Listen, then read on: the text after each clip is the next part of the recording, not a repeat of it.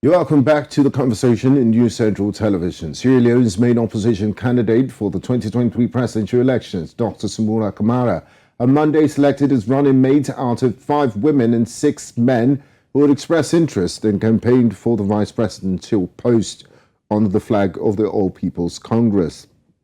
After a unanimous endorsement by the party's National Advisory Committee, Honorable Cherno Ramadan Majuba was chosen. Now, speaking after his appointment, Cherno expressed gratitude at the confidence reposed in him, as well as his confidence in the leadership of Samura to lead the party to victory and redeem the country from the ruling SLPP government.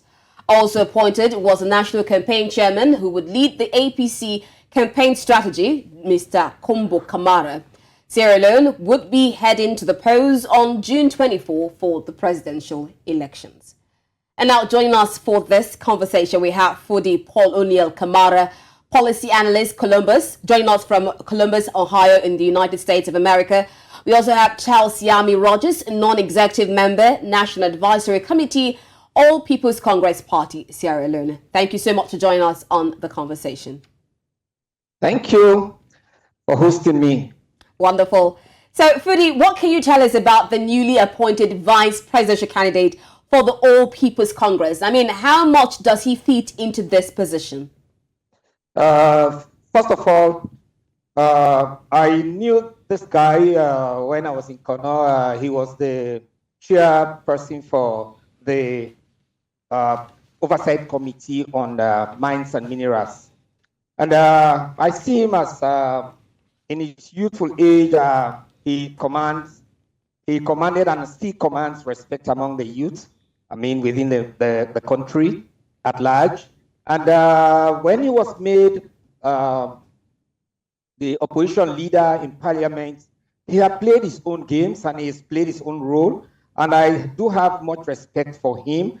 And in 2018, he was the running mate for Dr. Samura Kamara again. And so for me, at this moment, I'm happy that the two flag bearers, His Excellency Dr. Julius Maada Bio and Dr. Samura Kamara, had chosen the two running mates they chose in the 2018 elections. And that's going to be a thing not easily decisive because both of the running mates do have, I mean, their own games, you know, they've been up to their games and they've been up to their roles.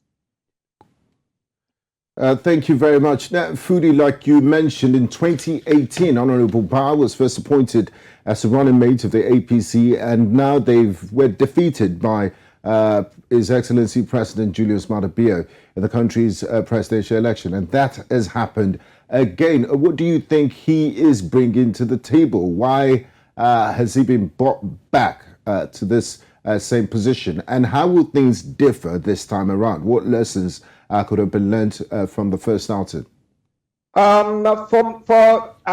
With my interaction with the Parliament of Sierra Leone, I believe he commands respect among even the ruling SLPP members and other opposition party members like the C4C and the NGC. And he has played his game in the Parliament, and I believe if any other person had been chosen by Dr. Samura Kamara, that person was going to start afresh to gain the momentum, gain the popularity amongst the populace of Sierra Leone. But because he was the running mate in 2018 and he has been on top of his game, definitely I believe he can bring something new to the APC. Especially that the APC have been in shambles for the past 1 year or so. And, you know, they are just trying to bring up, I mean, to gather themselves up as a solidified opposition party. Okay, we're going to stay with Samura Kamara. I mean, he's the APC presidential candidate, and he served as Minister of Finance and then Minister of Foreign Affairs under President NS by Koroma. Now, how effective was he under this position? I believe in our country, I'm not speaking on the behalf of any specific Minister of Finance, But all the ministers of finance in the last 2-3 decades have failed us, except one, that is the late J.D. Rogers, when he was under the late president, Gbenga Aborowa. Because for me, none of them have actually turned around our economy to any growth. So for Samura Kamara, I still believe he could not do much, to raise our economy when he was finance minister, and when he was foreign affairs minister, he could not do much. But with Cherry Coco by his side, I believe they can form a formidable force. Now, Fodie, looking at the history of elections in Sierra Leone since the return to democracy, it's traditionally been a two-horse race. Do you see that happening this time around? And how much of a factor is the power of incumbency in Sierra Leonean politics? Do you see the SLPP facing major challenges in the opposition? Of course, taking back the history, when you look back at history, definitely I believe the incumbency will still have a greater chance over the opposition, because there are a lot of things around policy reform that the current president has taken, like the evolution of the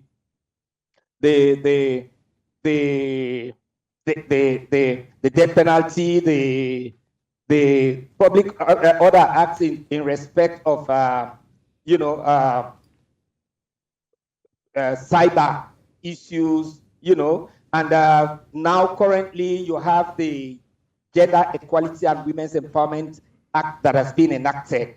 And in 2013, the then President Ernest Bai Koroma promised the women on the 8th of March, that is International Women's Day, that he will ensure that the 30% quota affirmative will be given to them. But that was never realized. So now that President Julius Maada Bio has done this, definitely I believe he is going to win the women's folk in the country. All right, thank you so much. I'd like to bring in Charles Siamy Rogers into this conversation. And we're still looking at the presidential candidate of the APC, Samura Kamara, picking up an appointee vice presidential candidate. And we're seeing that in 2018, this happened. And once again, your party is doing the same thing. But we also heard of corruption trial over the misappropriation of $2.5 million public funds began last Thursday against Dr. Samura Kamara. So first of all, does this not put a dent on your party? What more can you tell us about this corruption allegations? And could this possibly invalidate your principal's position? To me. Charles, can you hear me? Yes, I can hear you. I wonder if you can hear me. Yes, I can. Go on, please. Okay, good. I think we have to put these things into perspective. If you look at the corruption issue that's been raised, look at the time frame. When did it happen? Was Samura Kamara in charge? It was not during our tenure. We were never in charge. So for the general public, they know what the real situation is. But on the other hand, if you look at what Dr. Samura Kamara has done, he has decided to stick with continuity, and he has decided to stick with a strategy that he has developed over time. Choosing Cherry Coco as his vice is probably part of the strategy. We must respect him for that. And I think let's see how the game plays out, and let's see how the vice president can complement his own effort. But I think that's not a single iota of dent into our party or into what he's presenting to the public. In fact, I think everybody is applauding him and waiting for him to become the next president of Sierra Leone. I can assure you of that. Quite a tough uphill task there, but they have to get through President Julius Maada Bio and his party. That brings me to Fodie. Fodie, last month, President Julius Maada Bio, the incumbent candidate for the Sierra Leone People's Party, we appointed Vice President Dr. Mohamed Juda Jallow as his running mate for 2023 multi-tier elections after 5 years in office. We do recall that President Julius Maada Bio was also former military president of Sierra Leone, even though he spent very little time in power after he took over from his boss, Captain Valentine Strasser. How popular is the SLPP in Sierra Leone today? We do recall the riots that happened last year that cost many lives. How much of a dent is that to SLPP's popularity, and how popular is President Julius Maada Bio after 5 years in office? How would you assess his popularity amongst the people of Sierra Leone?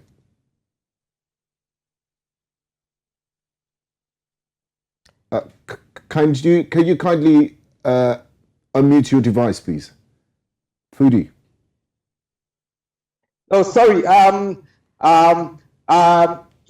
can categorically tell you that the SLPP is popular, and as well as like the APC, because each of these parties have their strongholds in specific areas in the country. But what President Bio has done over the years, over the past 4 years or so, is the strides that the Vice President Julius Jallo has made into the districts of Podloko and Konon, and when you look at those two districts, like Podloko district, it had been an APC majority thing.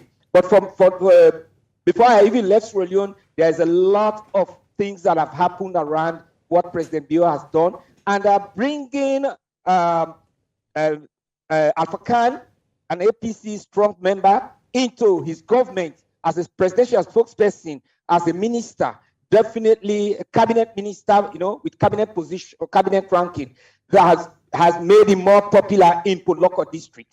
And secondly, in Kono district, the presence of the activities of the First Lady and the Vice President, they grew up there, they have some lineage from that end, has actually empowered the SLPP the more in Kono district. I worked in Kono district for 6 years on a governance program. I know exactly what I'm saying, and now that you have seen deflection from the C4C, the C4C mayor had deflected to the SLPP in Kono district, and therefore he has deflected with most of their councillors. So that means their votes will shift from the former APC through the C4C now to SLPP. So that makes it easier for President Bio to make a headway through the Kono district. Okay. All right. I want to bring Charles into all of this. You've heard all what Fodie said about what President Maada Bio has done so far for the past 5 years. I mean, has there been some of the things you feel that was done wrongly? And are we looking at a possible coalition between your party and other parties? What's the possibility there? Everything that has been done wrongly. That's been done wrongly because everything has been done too partisanly. And because of that, it has not been done for Sierra Leone. It has been done purely and mainly for the SLPP.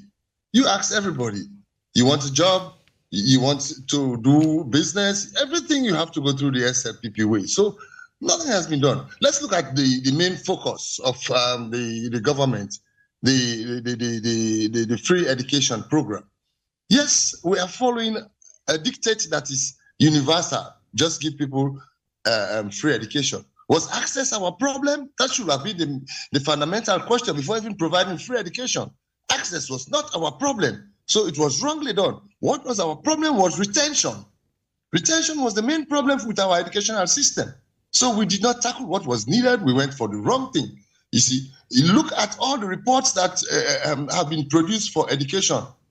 Check the UN system. You will see that it has been consistently telling you that the problem with education has been retention, not access. What they brought in was access. So they just did the wrong thing, totally wrong, I tell you, my dear.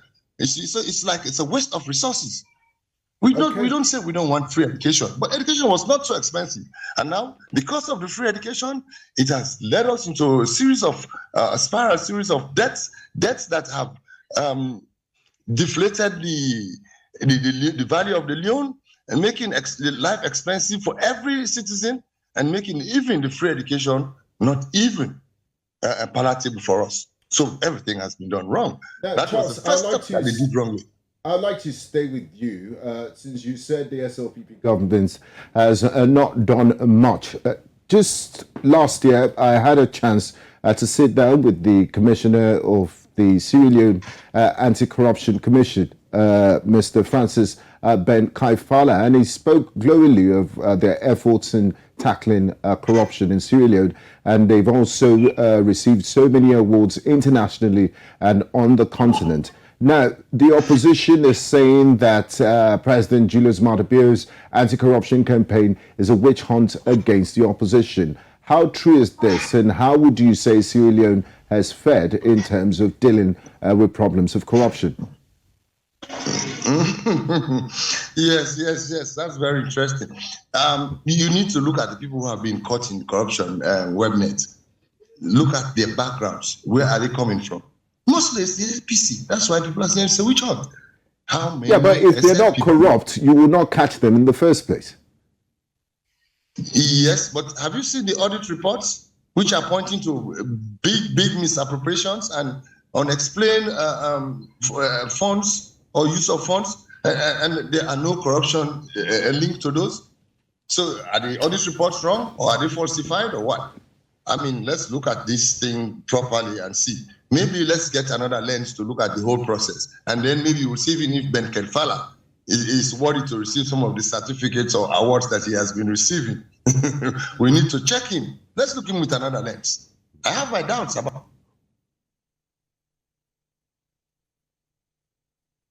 Charles? Hello, Charles, are you still there? Yes, I am. Just take out the statistics. Look at how many APC people have been caught.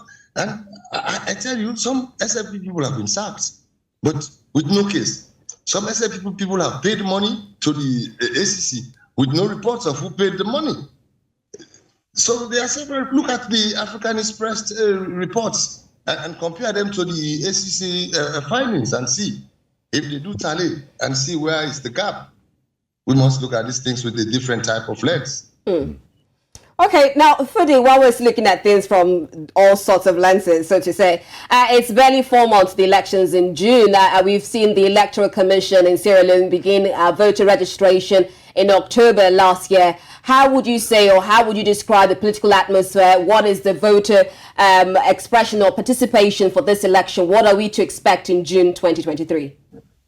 From experience, our electoral system has been just like that. And, you know, Sierra Leone is a country wherein the citizenry are very easy, are very quick to adapt to situations. So even when the registration started late, we saw that people turned out in large numbers to register. They registered, of course, there has been some delay in the distribution of voter ID cards because I received a press release from the Electoral Commission that because of some freeze problem, they are shifting it to the first week of April.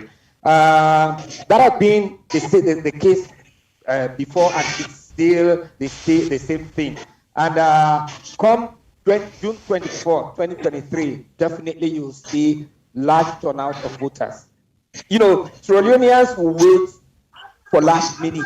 They will still come out and do their thing. That one, I can assure anybody that they will come out to vote. Nobody is going to stay behind. You know, they must come out to vote. Everybody will start grumbling, things are hard, things are this, things are that, but at last minute will come out. Okay, thank you, Fodie. Now, Charles, what do you make of the possible report of a correlation between the APC and other smaller parties? Is it still a possibility, or is this something that is in the works? It's very much a reality. In fact, it is a people's choice. It's not being carved out by any one of these parties. It's a natural gravitation of people with like-minded ideas, people who are facing similar pressures, people who have been treated similarly, oppressed and suppressed. People are facing similar challenges from the police and the judiciary. So definitely they are being forced. And how much of a chance do they have against going? Do they have in going against the incumbent government of the Sierra Leone People's Party, the SLPP? I will tell you this in just one or two sentences.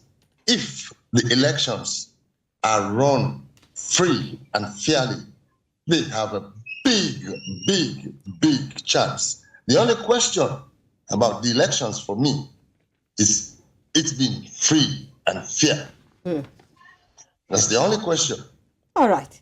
And so the bulk of the work then falls on the National Electoral Commission of Sierra Leone. Will they give Sierra Leoneans a free, fair and credible elections? Well, we'll wait for June 24 to find out. Thank you so much, Fodie, Oniel, Kamara, for joining us on this conversation, and also Charles Siamy Rogers for joining us on this conversation. Thank you. Thank you, gentlemen. Thank you very much, and bye. Yeah. Bye.